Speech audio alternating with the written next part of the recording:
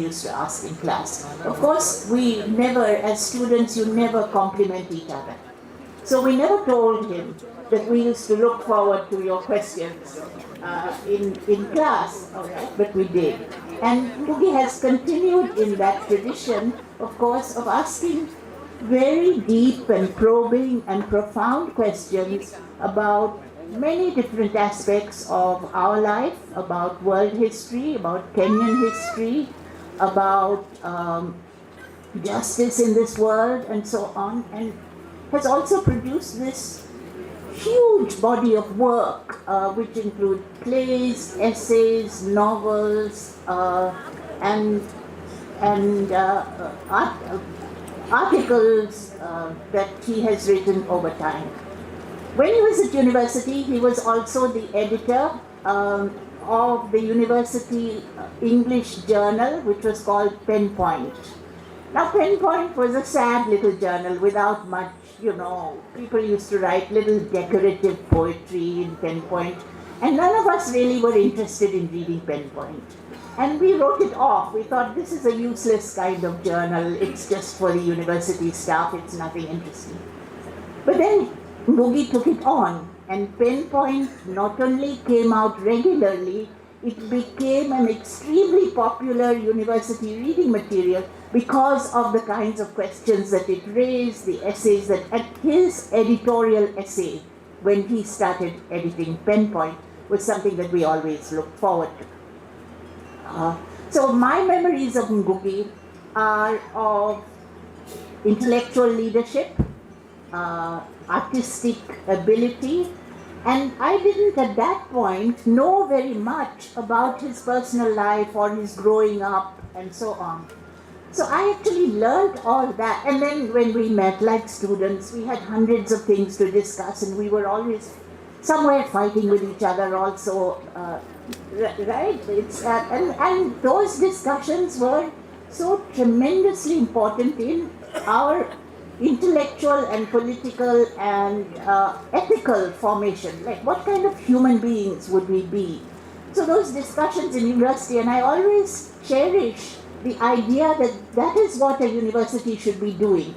And in EFLU as well, I feel sometimes proud that we created a kind of culture in which these kinds of questions were asked and discussions took place, and people began to think about what does it mean to live an ethical life yourself, and why is literature, or why are stories or plays or novels important in us understanding who we are and what the world is.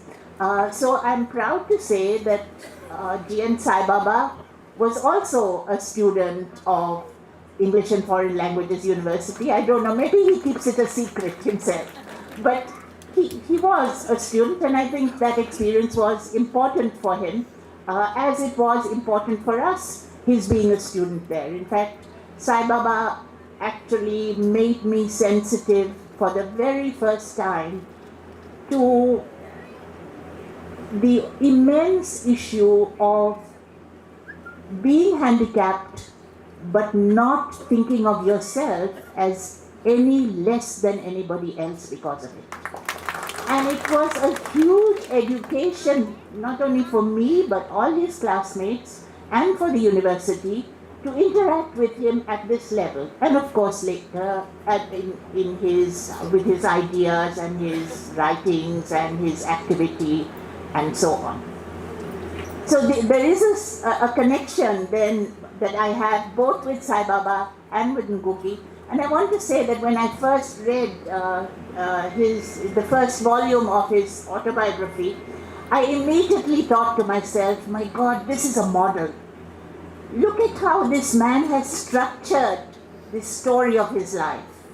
How I told you, he asked the most intelligent questions in the class. How intelligently he has organized this material along. Look at the themes he has used and how he cut through a whole period. You know how lives are. There are many things that happen in a life. Every day is full of events.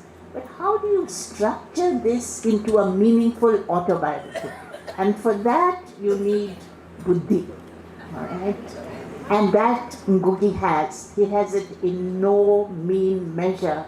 So the structuring of that autobiography appealed, the autobiography itself, its information, and so, the structuring appealed to me so much that I thought, really all our students who come from similar circumstances or should be reading this and thinking about how they could structure, not copying this structure, but how could they structure the account of their lives so that these lives became lives, are available as lives that are significant in history, that they are significant historical lives.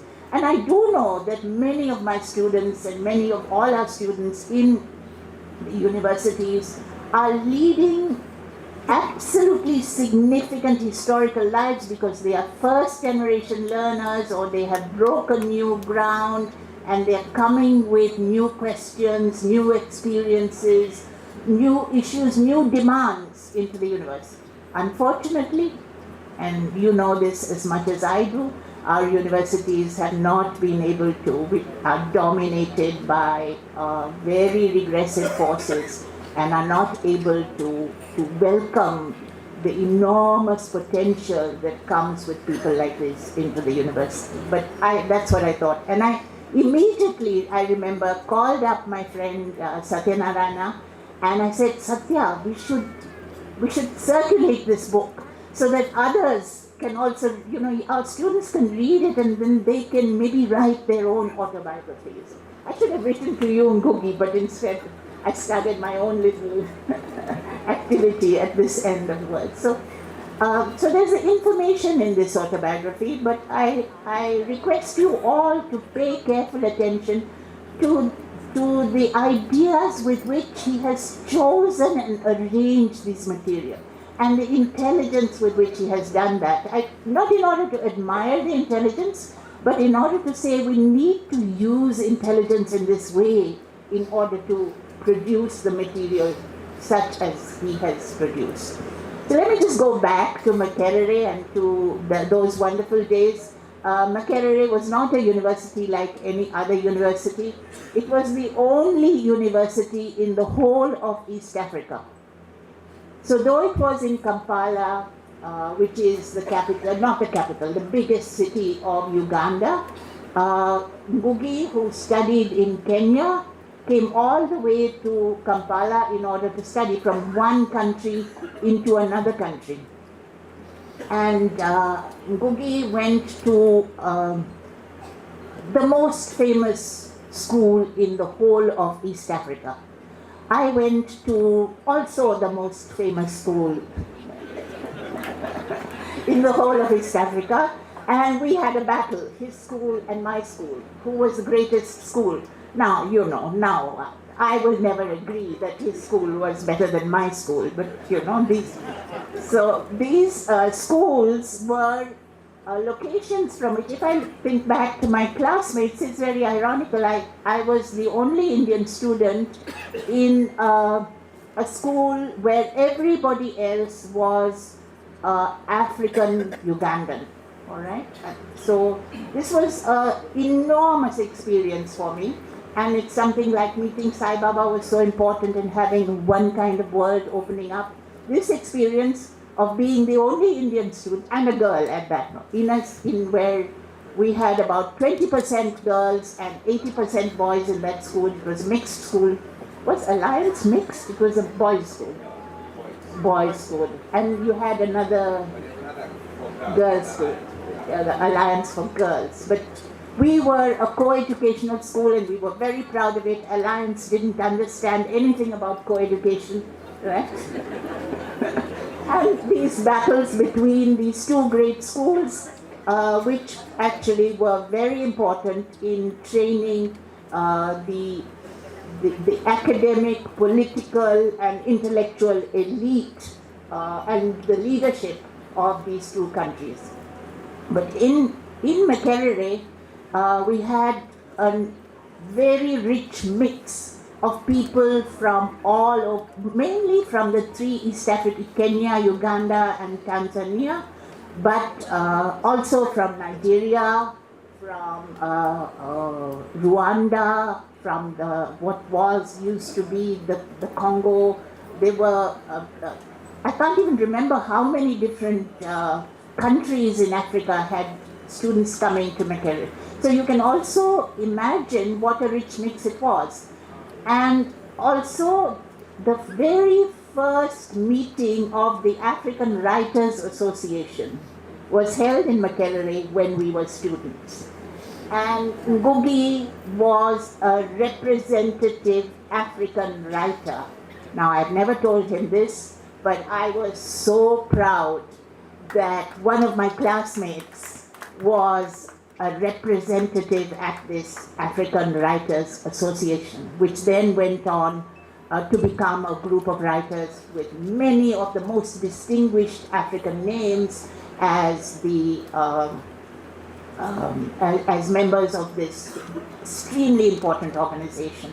And of course, Africa's history is a checkered and difficult one, and even Ngugi's life gives you a sense of how difficult and complicated the history of what has happened to post-colonial Africa is. But one should also say, and this is something that you didn't mention, how important Ngugi's work was in the critique of colonialism. All right?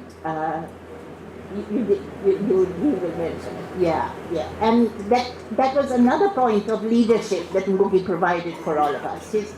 His book called Decolonizing the Mind, which was a collection of essays that he had written at various times, and which included one very important essay on the abolishing of the English department, and he was suggesting at that point that all English departments should be abolished, and that what we should have in their place is departments of Kikuyu or departments of Luganda or Lusoga and so on, that these should be, and which is something that anybody with any sense will immediately agree with. But the unfortunate part is that there are very few people around who have power and who have sense.